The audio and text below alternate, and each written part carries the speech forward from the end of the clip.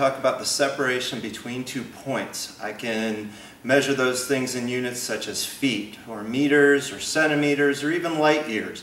Likewise, we may have the symbol D for distance, or S for displacement, even X, Y, and Z for dimensions in space, or even R as a radius, talking about that same separation of 2 points.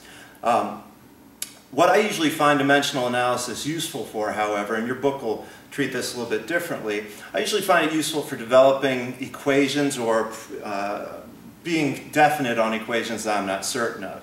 Such as, let's say you and a friend were doing some calculations and you had to come up with an equation for centripetal acceleration.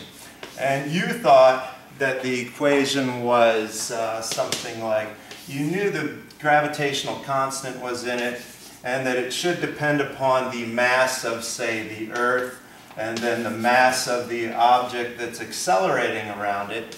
And you both knew that it was divided by the radius squared. But your friend thought that, well, I don't think the centripetal acceleration really depends upon the mass of the satellite that's moving. I think it's solely dependent on just the mass of the Earth that it's moving around.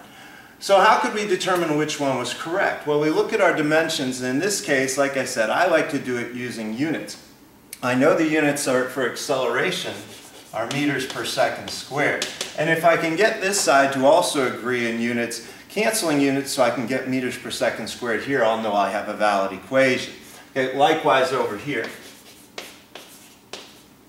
Now, I know that the units for the gravitational constant here, if you look that up in your textbook, you should be able to find that that's newtons meters squared per kilogram squared. Likewise over here, newton meters squared per kilogram squared. And then we have to look at our other units that are in here. Both of these are mass, so they're measured in kilograms. So I have kilograms and kilograms again. And the radius being a type of distance or displacement that we look and say, well, that's going to be measured in meters squared. And can I get this to cancel into meters per second squared? Well, clearly I can see that my kilograms, these two cancel that one squared, and that my meters squared cancel meters squared, and now I'm left with meters per second squared is equal to newtons. So the units on this side don't seem to match the units on that side. If I come over here and look at this equation, I can do similarly. Now I'm only putting in kilograms once, however, over meters squared. Again, my meters squareds are canceling. My kilogram only cancels one of the kilograms from the denominator of my gravitational constant.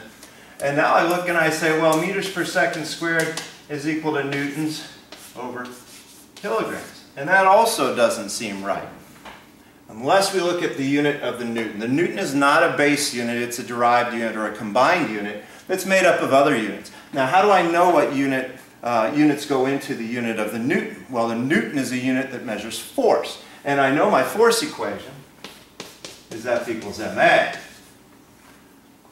So in this equation, I therefore know that a newton is equal to a kilogram, because mass is measured in kilograms, times meters per second squared.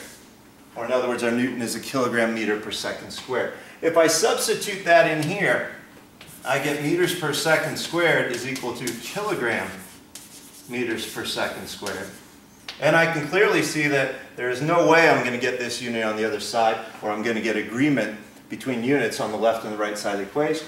If I substitute that over on this side, however, kilogram meters per second squared, you can see that the kilograms cancel.